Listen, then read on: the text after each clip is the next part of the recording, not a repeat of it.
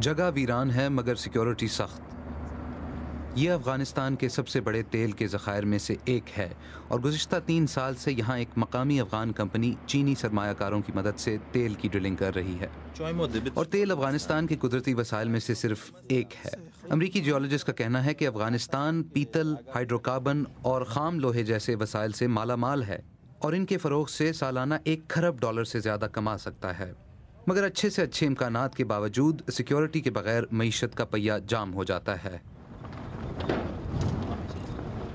تیل کے اس ٹرک پر شدت پسندوں کا حملہ ریفائنری سے کچھ ہی فاصلے پر ہوا۔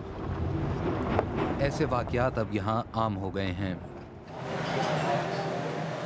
ادھر کابل میں یہ شہر کا ایک مقبول فاسٹ فوڈ ریسٹورانٹ ہے جس نے کچھ ہی دن پہلے کاروبار شروع کیا ہے۔ حالیہ دنوں میں تقریباً روز پیش آنے والے طالبان حملوں کی وجہ سے شہر میں تناؤ کی کیفیت موجود ہے، لیکن یہ جگہ پھلتی پھولتی دکھائی دیتی ہے۔ ریسٹورانٹ کے مالک کا کہنا ہے کہ خطرات اور معاشی عدم استحکام کے باوجود ریسٹورانٹ کھولنا ایک اچھا فیصلہ تھا، کیونکہ ان کے خیال میں افغان تبدیلی کے بھوکے ہیں۔ تو 13 سال کی جنگ کے بعد یہاں آس امید ارمان بہت ہیں، مگر مایوسی اور نا امیدی بھی۔ عثمان سنگین 1 سال سے بے روزگار ہیں۔ ان کا کہنا ہے کہ انہوں نے 13 سال میڈیا میں کام کیا لیکن اب غیر ملکی واپس جا رہے ہیں، جس کی وجہ سے معیشت کو دھچکا لگا ہے۔ یہ کہتے ہیں کہ ان کی طرح ان کے اور دوستوں کی نوکریاں بھی گئی ہیں۔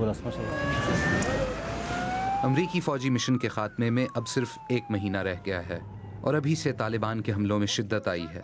لندن میں ہونے والی ڈونر کانفرنس کا مقصد افغانستان میں غیر ملکی افواج کے انخلاء کے بعد مالی امداد برقرار رکھنے کی یقین دہانی کرانا ہے۔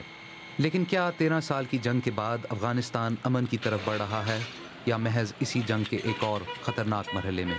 زیاد ظفر، BBC نیوز۔